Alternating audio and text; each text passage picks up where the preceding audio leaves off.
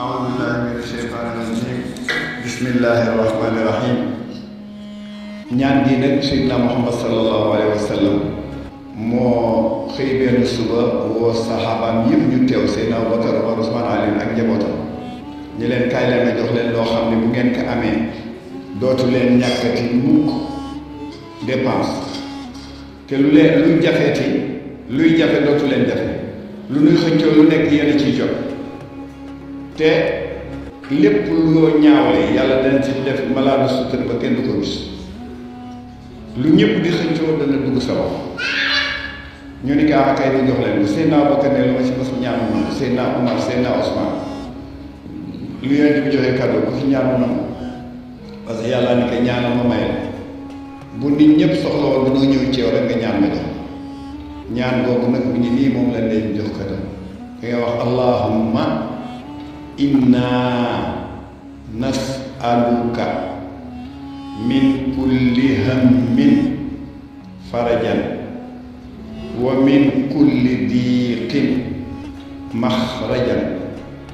wa min kulli usrin yusran wa min kulli faahishatin sitran wa ala kulli xayrin sabilan bi rahmatika ya arhama rahimina ya rabbal alamina ñaan ngaaw da ngeen koy moogal par kër na waa jafewul te di ñaan suba ak ngoon foo toll rek gis nga boo dee doxi dara mu jafe di ko wax ci yoon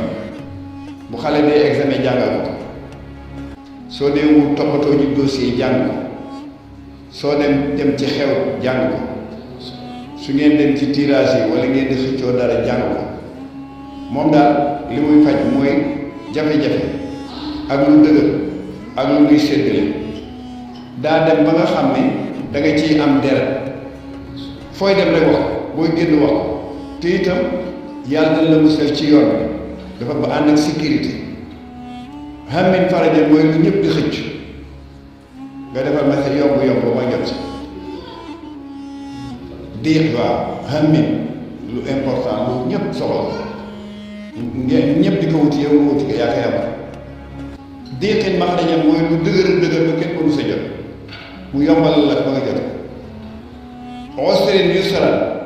lu yomb mu yombalal la faahishatin sitran loo ñaawle mu nëbb ko ba kenn si teg bët wala kulli xayrin sabila bépp yiw boo xam ne nit war na ko jëriñoo mu teg la ci yoon ba nga jot si waaye nag bi rahmatika sa yërmande laa ko ñaani yaa xawalaa borom yërmande ji yaatu yi yaa rabbal aalamiin yow borom bi def loolu waaw mu ngi noonu waaw baax na